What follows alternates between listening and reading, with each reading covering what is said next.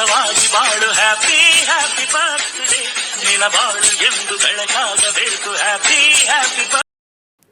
Channapatna BZ Zameer Ahmed charitable ಟ್ರಸ್ಟ್ನ ಅಧ್ಯಕ್ಷ ಇಮ್ರಾನ್ ಖಾನ್ ಅವರ ಹುಟ್ಟುಹಬ್ಬವನ್ನು ಶಾಹಿ ತಾಜ್ ಹೋಟೆಲ್ನಲ್ಲಿ ಟ್ರಸ್ಟ್ ಪದಾಧಿಕಾರಿಗಳು ಹಾಗೂ ಅಭಿಮಾನಿಗಳು ಆಚರಣೆ ಮಾಡಿದ್ರು.